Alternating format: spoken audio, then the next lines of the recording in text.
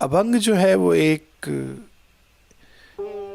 छंद है जिसको ज्ञानेश्वर मावली ने खुद आविष्कारित किया था। और संत ज्ञानेश्वर का एक बहुत बड़ा योगदान माना जाता है मराठी साहित्य में, कि उनके आने के बाद मराठी साहित्य, मराठी कविता, मराठी स्टोरी टेलिंग, मराठी नाटक सब बदल गया। उस एक अदने से बालक ने संस्कृति को ऐसा चर्न किया कि जिसके अंदर से इतने सारे अमृत और अमृत रूपी अन्य पावन कला की वस्तुएं निकल के आई, जिनका आज भी हम लोग पान कर रहे हैं। इसीलिए संत ज्ञानेश्वर का एक कम उम्र में किया गया इतना बड़ा काम अभी भी इतना महत्वपूर्ण है।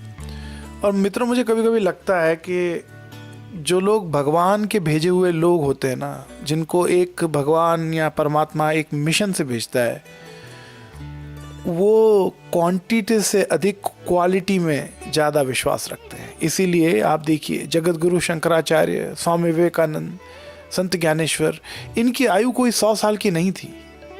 ये अपनी भर जवानी में सब कुछ करने के पश्चात देह त्याग करके निकल गए। उनको भेजा ही इसीलिए गया था उस किरण को कि तू प्रज्वलित कर दे इस भव को और अस्त हो जा। यही सुंदर संत परंपरा हमारे देश में एक कृपा समान बरसी हुई है। और उन्होंने न केवल आध्यात्मिक चिंतन दशा दिशा दी है, साथ साथ जिंदगी जीने की कला भी सिखाई है। अभंग जैसी वस्तु अगर किसी ने प्रदान की है, वो व्यक्ति के अंदर कितनी प्रतिभा रही होगी हम कल्पना नहीं कर सकते। एक 12, 13, 14 साल का बच्चा ये लिख रहा है कि मुझे एक सुवास महसूस हुई, लगता है मेरा कृष्ण, मेरा गोविंद कहीं आसपास है। और उसके बाद वाला जो अभंग था कि अब तो मेरे अंदर ज्ञान का प्रकाश हुआ है, अब मेरे सारे विकार, सारे दुर्गुण चले जाने वाले, अब मैं भक्त नहीं रहा, अब मैं सत्य चिदानंद चिन्मय बन चुका हूं।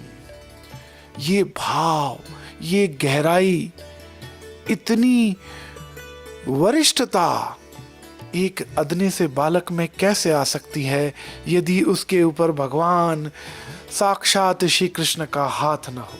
ये जब मैं सोचता हूं तो मित्रों, मुझे लगता है मैं कितना सद्भागी हूं, भारत का रहने वाला हूं।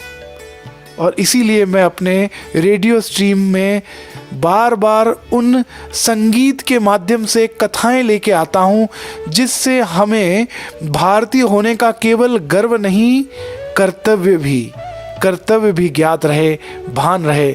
हम क्या एक भूमि के लिए इतने पैशनेट होके घूमते फिरते हैं पूरे विश्व में? नहीं, हम उस पूर्ण पुरुष प्रेरणा स्वरूप भारत भूमि का गुणगान, यशोगान इसीलिए करते हैं कि उस भूमि ने संत ज्ञानेश्वर जैसे अन्य कितने विरले पैदा किए, जैसे इस ब्रह्मांड ने कितने सुंदर ग्रह नक्षत्र दिए हैं, उसी तरह एक भारत भूमि ने मनुष्य जाति को प्रेरणा स्वरूप दिशा दिखाने वाले प्रतिभावान मनुष्यों को जन्म दिया है।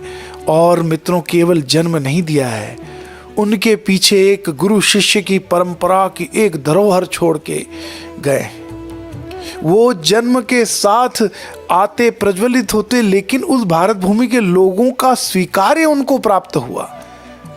नहीं तो आप मान के चलिए कि ऐसी अद्भुत घटनाएं विश्व के अन्य कोने में चली हैं, हुई हैं, लेकिन लोगों ने उन्हें कहीं तो सूली पे चढ़ाया, कहीं तो उनको विष दिया, उन्हें मारने का प्रयत्न किया।